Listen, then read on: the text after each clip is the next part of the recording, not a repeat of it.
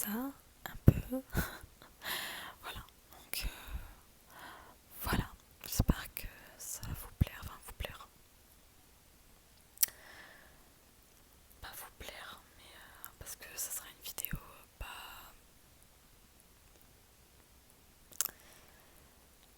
négative, parce que ça va me faire du bien de faire cette vidéo. Ça sera positif, mais je vais forcément parler des moments négatifs de ma vie, forcément.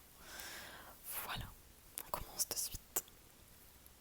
Bon, j'ai changé de place. Je pense qu'on voit mieux là. Je pense qu'on voit un peu mieux. Donc, je vais commencer par parler de mon enfance.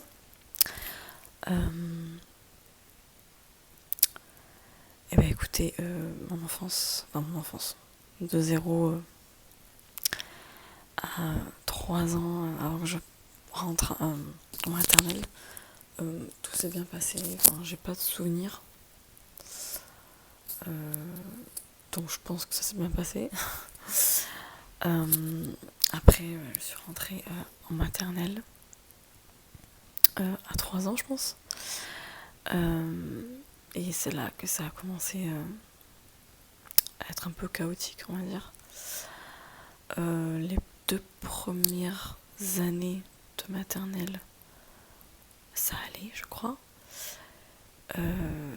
Et vient la 3e année, la grande section en maternelle. Et là, j'ai commencé à être harcelée en maternelle. Déjà en maternelle, ça existait déjà, le harcèlement. C'est un truc de fou. En maternelle. Et j'avais quel âge ? T'as 5 ans en grande section. Après, t'as 6 ans quand tu rentres en CP, donc c'est ça. J'avais 5 ans et je vivais déjà du harcèlement à 5 ans. C'est un truc de fou. Bref. Ouais, j'avais 5 ans. Et ouais, clairement, je me faisais harceler. Déjà que j'avais pas beaucoup d'amis. J'avais un cercle très, très, très restreint. J'avais 3 copines, je crois. Et puis un jour, il y a un garçon qu'on appellera K. Voilà. On était en récréation, on jouait et tout, et d'un coup, il y a quelqu'un qui vient me voir et qui me dit il y a K qui veut te voir, il veut te donner quelque chose. Et j'y vais. Et j'avais des tresses. J'avais une tresse. J'avais les cheveux très longs quand j'étais petite. Et il m'arrivait jusqu'aux fesses. Et là, j'y vais. Je vais voir ce fameux K. Et là, d'un coup, il me tire les cheveux et il défait ma tresse. Donc, attendez. Pour certains diront « Ah, c'est rien, c'est des gamineries. T'avais que 5 ans. » Justement, j'avais que 5 ans. Et je vivais déjà du harcèlement scolaire. Voilà. Bon, à l'époque, c'était... voilà, c'était... Pour des gens, c'était rien à l'époque, mais aujourd'hui... aujourd'hui, le harcèlement scolaire... voilà, c'est moins tabou, on va dire. Voilà. Je m'éparpille déjà, voilà. Donc voilà, il me tire les cheveux, il me défait ma tresse. Et voilà, je sais que pour certains, c'est rien. Mais si moi, je m'en souviens, à l'âge de 5 ans, je pense pas qu'il y ait beaucoup de personnes qui se souviennent de leurs 5 ans. Donc c'est que ça m'a choquée, c'est que ça m'a traumatisée, clairement, si je m'en souviens. Voilà, et bon, après, en maternelle, clairement, il n'y a eu que ça, mais si je m'en souviens, c'est que ça m'a traumatisée.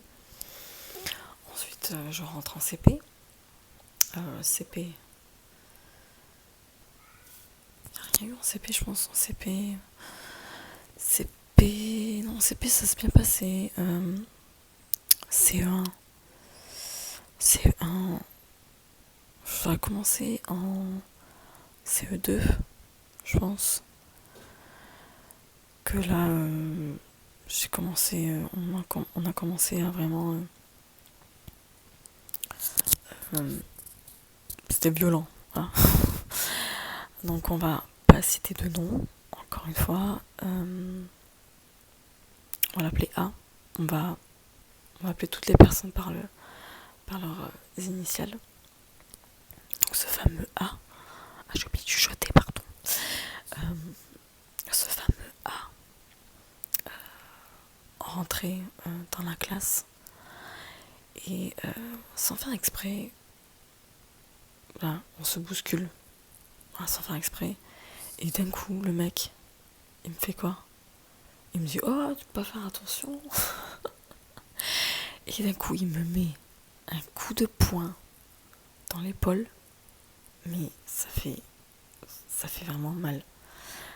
T'as quel âge en CE2? T'as quel âge? 6, 7, 8. 8 ans. À 8 ans. À 8 ans, t'es encore une gamine, t'es une enfant. Recevoir un coup de poing par un mec, ça fait très mal. Voilà, alors bien sûr, hein, tout ce que je vais vous raconter, je ne l'ai jamais dit à mes parents, à personne. Donc si un jour mes parents, ma mère, mon père regardent cette vidéo, je suis désolée. À l'époque, voilà, c'était tabou, on parlait pas de ces choses-là.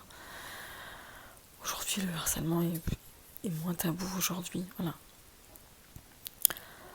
Donc il me donne un bon coup de poing, et moi bien sûr, je dis rien, parce que depuis toute petite, je suis une fille très timide, très, très réservée, introvertie, donc forcément, je ne dis rien, je ferme ma bouche.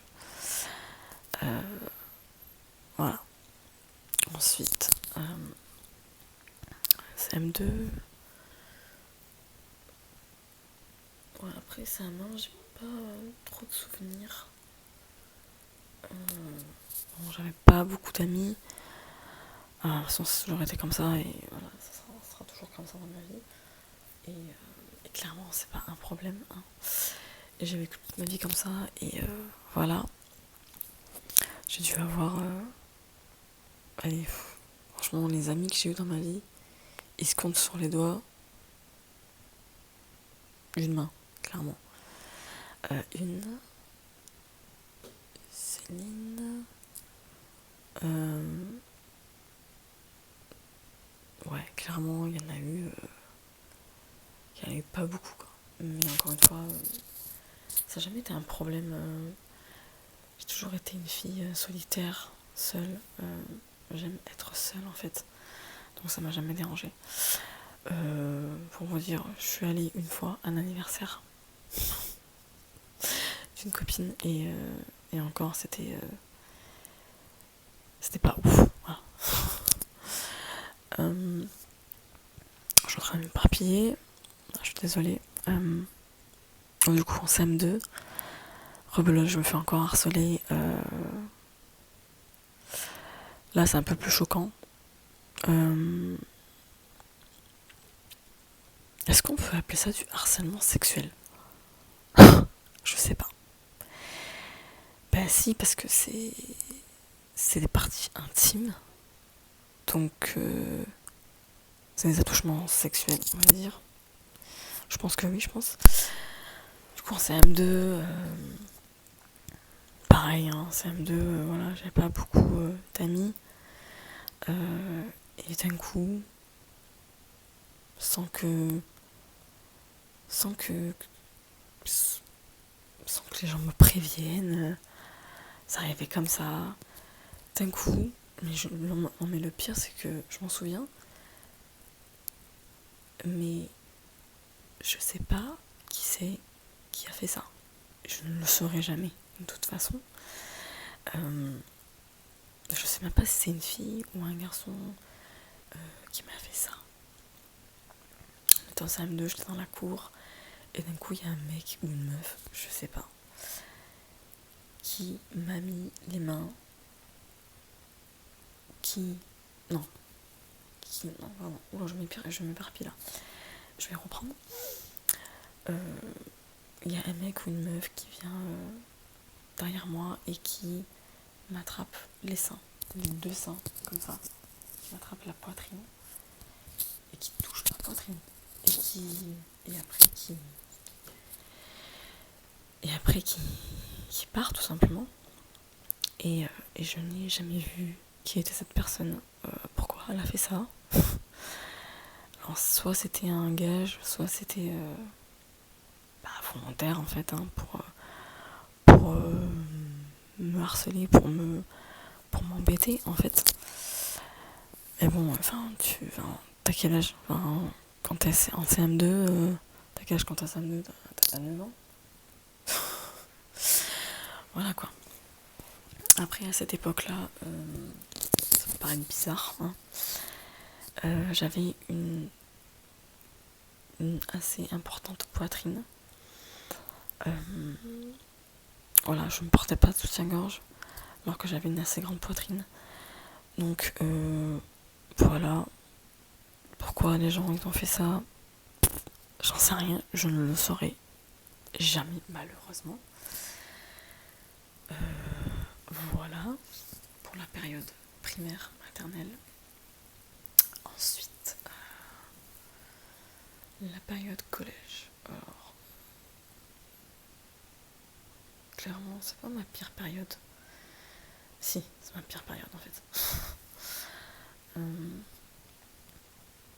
Il y a beaucoup de moqueries sur mon poids parce que j'ai commencé à prendre du poids au collège. J'avais 12 ans. J'ai commencé à prendre du poids, j'avais 12 ans. Donc forcément il y a eu des moqueries.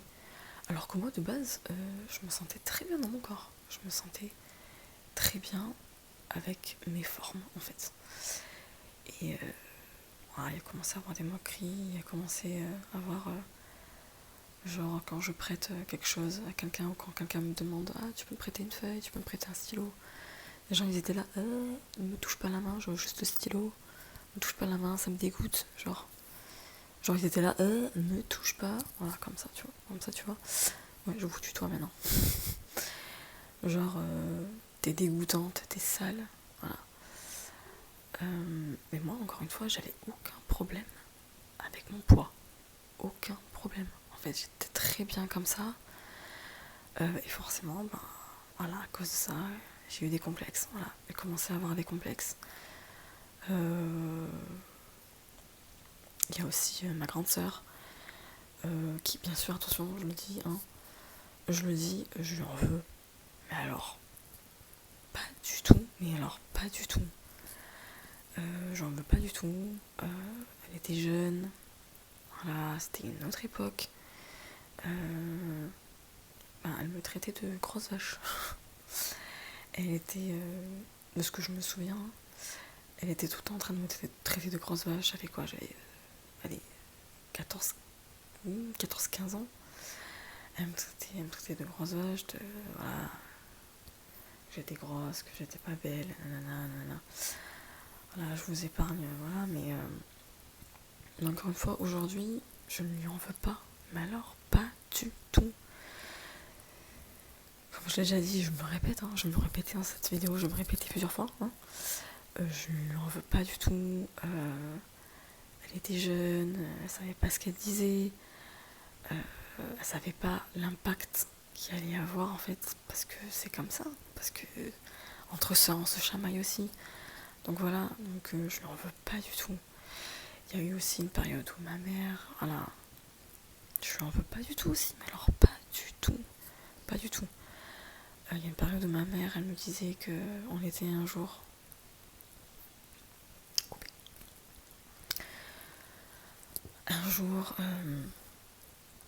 On était partis ensemble avec mes sœurs et ma mère et mon père. Je sais pas s'il y a mon père. Si, on était partis tous ensemble faire du shopping. Et j'avais vu un t-shirt, je crois, ou une robe. Et je me suis dit, j'ai dit à ma mère, oh, j'aimerais trop avoir cette robe. J'aimerais bien rentrer dedans et tout et tout. Et elle m'a dit, de toute façon, tu rentreras jamais dedans. Un truc du genre comme ça. Un truc du genre. Elle m'avait dit ça. Et si je m'en souviens, c'est que forcément, ça m'a traumatisée. Forcément, il y a eu un impact, forcément, dans ma vie, si je m'en rappelle. Voilà. Et on dit souvent que...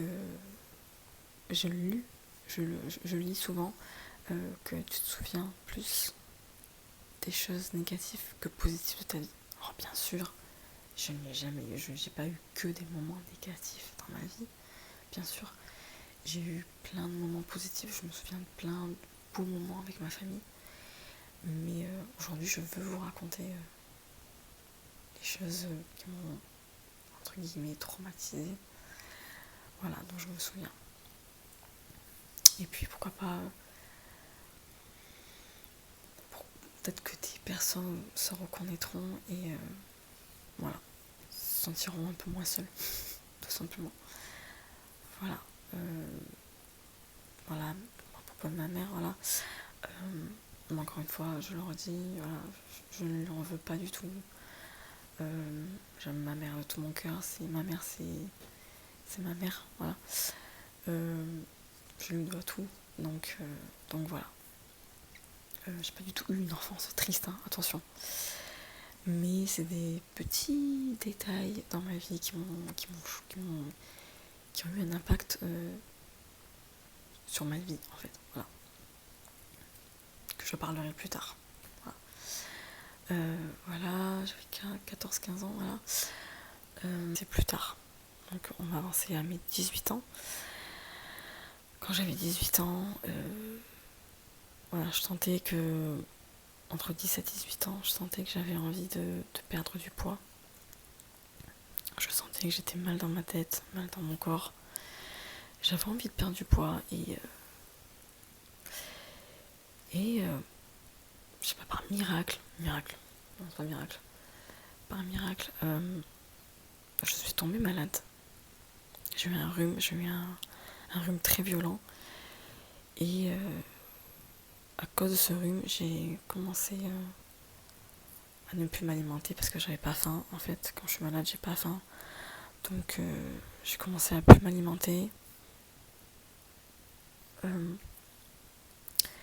Et j'ai perdu 7 kilos en une semaine. Donc clairement, je perdais 1 kilo par jour. Voilà. Et suite à ça, je suis tombée clairement dans l'anorexie. J'ai eu beaucoup de mal à me le dire. Clairement, j'ai eu beaucoup de mal à me dire que j'étais malade, que j'étais anorexique. Parce que forcément c'est dur d'accepter que t'es anorexique parce que c'est pas beau, parce que ça craint, voilà. Donc j'avais du mal, je me faisais pas vomir, je me suis jamais fait vomir, mais j'avais clairement les comportements d'une anorexique en fait. Je me pesais tous les jours,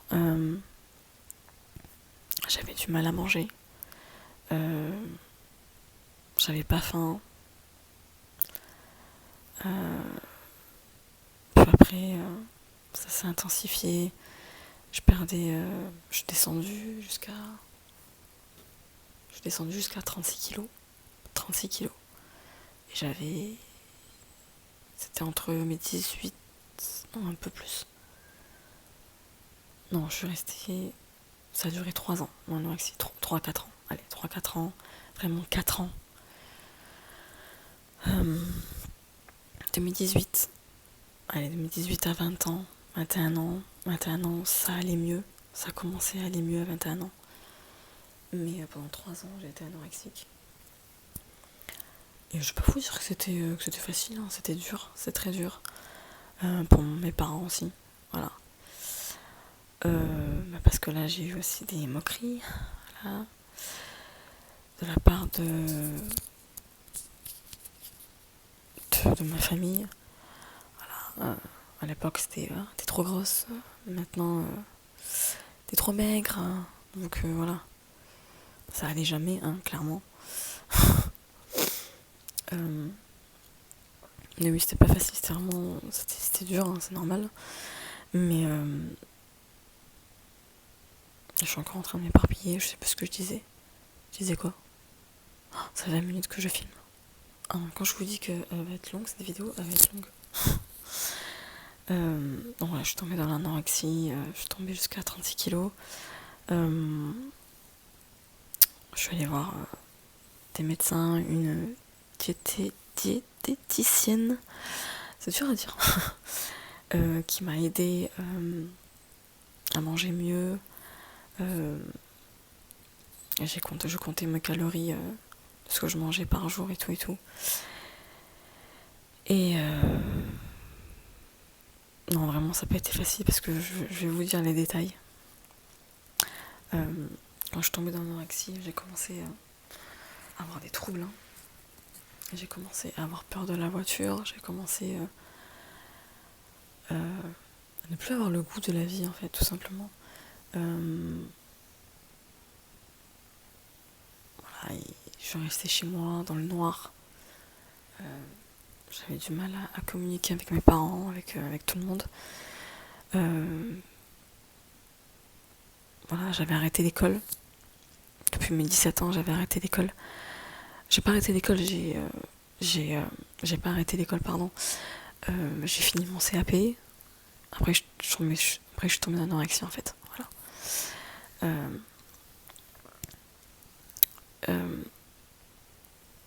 Voilà, je sais plus ce que je disais. Je suis perdue là, ça y est, j'ai perdu le fil là. J'ai perdu le fil. Putain, j'en étais où? Ça y est, ça y est. C'est mort.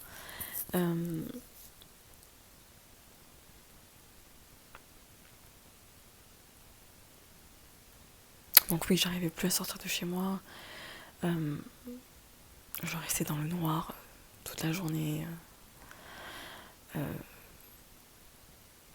Dites-vous, j'avais du mal quand il fallait chercher le courrier en bas de chez moi.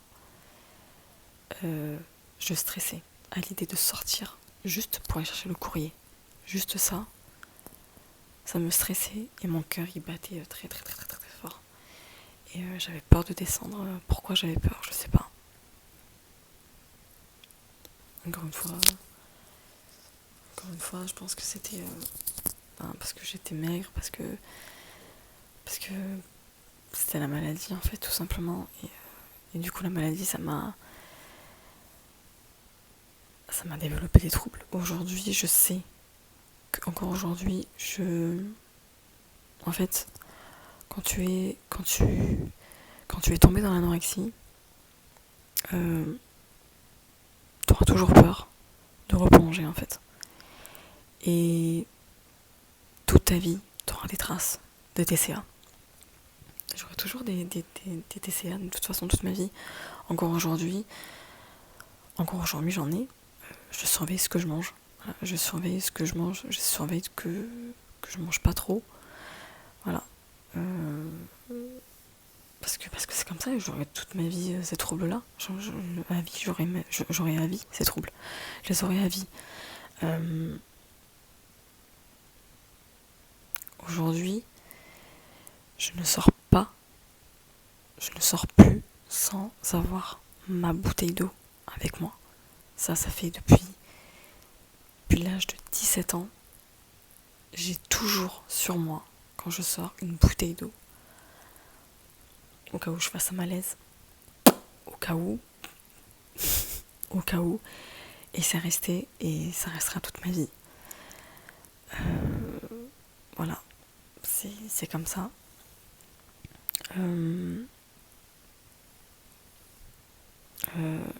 Je sais aujourd'hui que je fais de l'anxiété sociale. En fait, j'en ai toujours fait, toute ma vie, j'en ai toujours fait. je déteste sortir en boîte. Je suis allée qu'une fois en boîte. Plus jamais je mettrai les pieds. Non, 2 fois. 2 fois. Je suis allée 2 fois en boîte. Plus jamais je mettrai les pieds. Plus jamais de ma life. C'est un truc que je déteste. Pareil, je déteste faire la fête. J'aime pas ça. J'ai jamais bu d'alcool de ma vie. J'ai jamais pris de drogue de ma vie. J'ai jamais fumé de ma vie. Je déteste faire la fête, clairement. Les seules fêtes que je fête, c'est avec ma famille, les anniversaires, voilà. Le mariage de ma sœur, voilà. C'est vraiment les seules fêtes que je fais. Et que j'ai fait du coup. Mais sinon, je déteste faire la fête. Voilà, c'est pas pour moi. Voilà. Moi, j'aime bien être dans mon coin, être toute seule. Et voilà.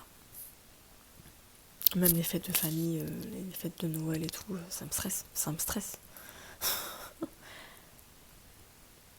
quoi ce bruit? Bref, ça me stresse parce que ça me stresse, voilà, c'est comme ça. J'aime ma solitude et j'aime être seule, voilà. J'en étais où? Voilà, du coup, mon anorexie a duré un peu plus de 3 ans, du coup. Et voilà, je m'en suis sortie, hein, heureusement, voilà. Mais ça n'a pas été facile, voilà. Sinon, j'ai toujours été une fille dans ma bulle, dans mon monde. Je me suis toujours sentie différente des autres. Un peu à part. Un peu la tache noire de la famille. Je suis la seule gauchère de la famille. Plus maintenant. Maintenant, il y a ma fille qui est gauchère. Voilà. Je crois qu'elle est gauchère. Je pense certainement qu'elle est gauchère. Youpi, je suis plus seule. Voilà. Donc voilà. J'ai toujours été dans la lune. Voilà. Et j'ai eu beaucoup de remarques sur ça aussi. Quand j'étais plus jeune, qu'on me disait que je souriais pas assez, que j'étais toujours dans mon coin, que je parlais pas beaucoup. Mais en fait, c'est quoi le problème des gens, en fait? C'est quoi le problème des gens, justement, avec les personnes qui parlent pas beaucoup, avec les personnes qui sourient pas beaucoup? Enfin, chacun vit sa vie comme il en a envie, en fait. Enfin, ça, j'ai jamais compris. On va l'appeler A. On va l'appeler A, le monsieur qui me disait souvent souris un peu plus, tu es tellement plus jolie quand tu souris. Bah, va te faire foutre, en fait, j'ai pas envie de te sourire. J'ai pas envie de te sourire, en fait. Voilà. Je suis désolée pour les gros mots. Je suis vraiment désolée. En fait, j'ai pas envie de sourire, en fait. Je tends, voilà. Pareil, on me rappelait souvent quand tu vas déposer un CV, souris, oublie pas de sourire. Bien sûr que oui, je vais sourire, je peux faire la gueule, enfin, je sais pas. Bref, voilà, enfin, toutes ces petites choses. Pareil, mon tout premier boulot que j'ai fait, j'ai adoré mon premier boulot. Mon premier boulot, c'est vraiment... j'ai adoré faire ça. Bon, c'est pas un boulot de rêve. C'était pas un boulot de rêve. Mais franchement, j'ai adoré faire ça. Et j'ai rencontré des personnes incroyables, vraiment. Une personne en particulier, qu'on va appeler S, voilà. Si tu regardes cette vidéo, des bisous. Je pense pas que tu regarderas cette vidéo. Pareil. On me disait, j'ai entendu des gens dire ah mais elle est pas bavarde Alexandra, elle parle pas beaucoup, Elle devrait plus s'intégrer. Toute ma vie, j'ai entendu ça. Toute ma vie. Ça a commencé en primaire. Voilà. Ça a commencé en primaire. C'était la directrice, je crois, de l'école primaire, qui avait dit à ma mère ah mais ça là, il faut l'amener voir un psychiatre. Voilà. Parce que ça va pas du tout. Voilà. Alors que, en fait, j'étais juste timide, en fait. J'étais juste timide. C'est quoi ton problème, en fait, meuf? J'étais juste timide, en fait. C'est tout. Et forcément, j'avais du mal à m'intégrer. J'avais des mauvaises notes parce que j'arrivais pas à apprendre correctement comme les autres, en fait. Voilà, c'est tout. Et j'ai beaucoup de mal à m'intégrer dans cette société et j'ai pas envie de m'intégrer, en fait. Je suis très bien comme ça. Je suis très bien comme ça. Et il y a beaucoup de personnes qui me disaient ah toi t'es chelou, t'es bizarre toi. Toute ma vie j'ai entendu ça, toute ma vie. Alors non, je suis pas bizarre, en fait je suis comme je suis en fait, tout simplement. Et voilà, je suis perdue. Ça y est, j'ai perdu le fil encore. Je vous le dis, cette vidéo, ça va être un mess, ça va être un bordel. Et je vais que regarder le retour. Oui, j'ai du mal vraiment à m'intégrer dans cette vie-là. Mais comme je le dis souvent, je suis clairement née dans la mauvaise planète, sur la mauvaise planète. Il y a des jours où je me dis qu'est-ce que je fous là? Qu'est-ce que je fous ici? Mais je me rappelle que j'ai une petite fille de 2 ans et demi qui est extraordinaire. Elle est curieuse de tout. Elle est incroyable. Elle est incroyable. Ah, je vais chialer. Pas que je chiale, je vous l'ai dit, j'allais chialer. Hein. Voilà. Je sais pas si je coupe, non, je vais pas couper. Je veux vraiment que ça soit vrai et authentique en fait. Bref, on va passer à autre chose.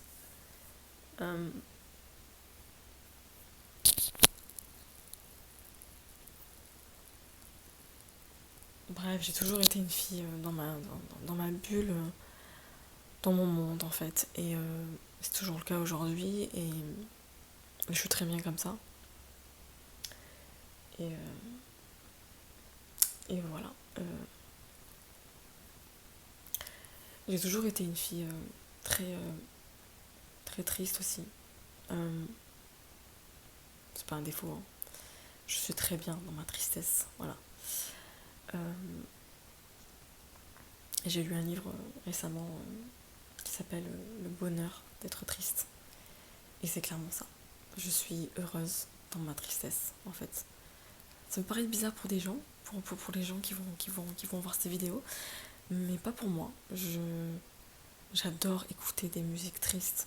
J'adore ça. En fait, bizarrement, écouter des musiques tristes, ça me rebooste. En fait, je suis bien dans ma tristesse. Je me sens très bien dans ma tristesse. En fait. Attention, je suis pas en déprime. Hein. Je suis pas déprimée. C'est juste que je me sens bien dans cet état. En fait. Voilà. C'est clairement de la mélancolie. Hein. Voilà. Mais je suis pas en dépression. J'ai pas envie de me suicider. Hein. Ne vous inquiétez pas. Si ma famille regarde cette vidéo, je n'ai pas envie de me suicider. Hein. Pas du tout. Il y a eu des périodes où oui, j'ai eu envie de me suicider. Parce que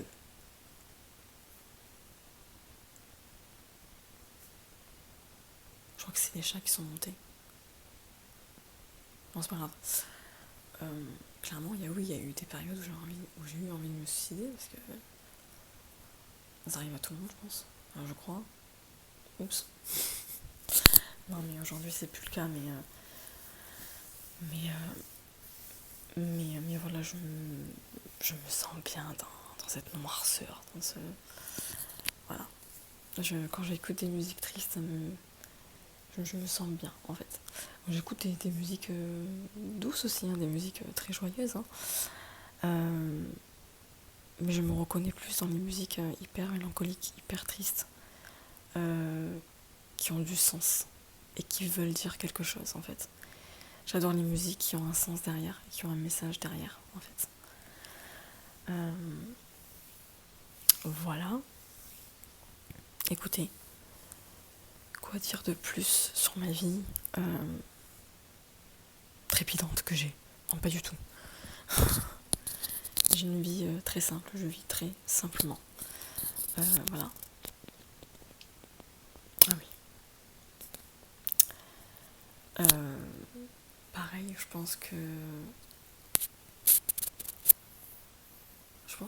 jamais m'intégrer professionnellement.